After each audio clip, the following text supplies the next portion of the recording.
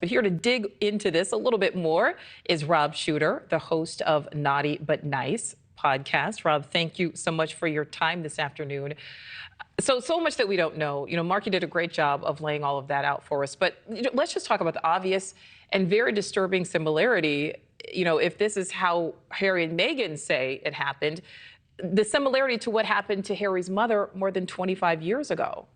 Absolutely. That's why this initially was so devastating. We did not know about this chase. We didn't really know about the incident at all until Harry's spokesperson put out that really shocking statement that said it was almost catastrophic. That's the word that he used in the statement. And to be chased for 2 hours by paparazzi that were out of control. This story that was told was so heartbreaking because it took us all back to Paris, to his mother, to what happened. So I think initially when this story first broke a few hours ago, we were all just so sad and devastated. And was this going to be history repeating itself? And then slowly, as the day has gone on, as we've got more reporting, there are now a lot more questions. There are a lot more questions, Rob. So let's talk about why Harry and Meghan were even in New York in the first place, because we know they live in California, but we know they were in New York to apparently attend a gala. However, Rob, we also know,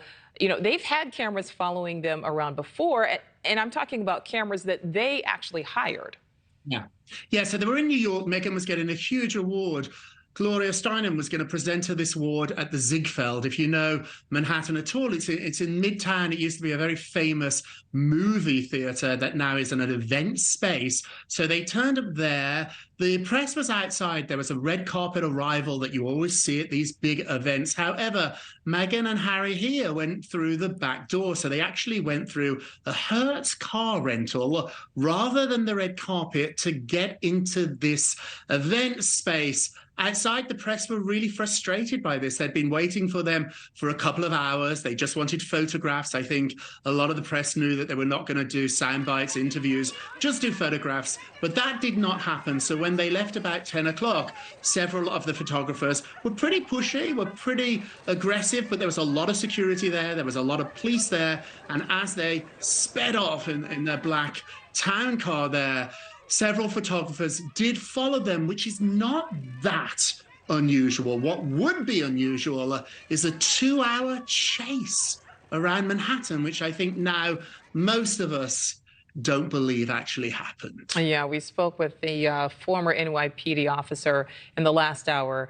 He was skeptical of that being able to happen in the crowded New York City streets, as alleged. But, Rob, this is certainly far from Harry's first run-in with the paparazzi, to be fair.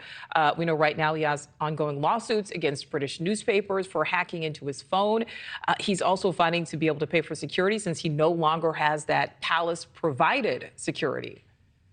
Yeah, I think all of this just deeply triggers Harry. He's spoken about every time he hears the flash of a camera, he thinks about his late mother, Princess Diana. So clearly, it's really triggering. Some people would argue, I guess, that he should take a step back from the spotlight.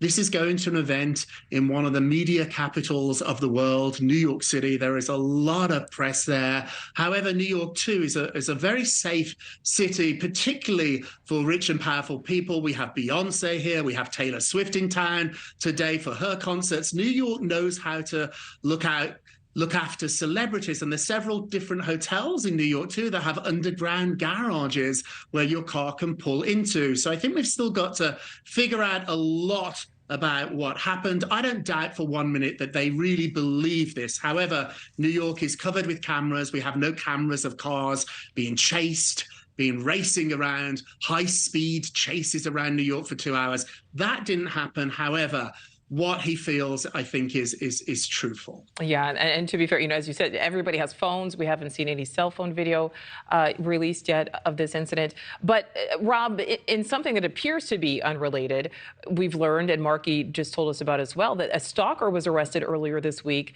outside of Harry and Meghan's California property. Yeah, it's awful. I would argue, and I've covered celebrities for a really long time, they're arguably the most famous couple in the world at the moment. Ironically, what's adding to the value of photographs of them is that they are no longer on social media. So Kim Kardashian, the Kardashian family, lowered the price of photographs of them because they post so many photos of themselves on social media. Harry and Meghan's decision to step away from social media, ironically, has probably increased the value of a paparazzi photograph. I don't know what the end is here.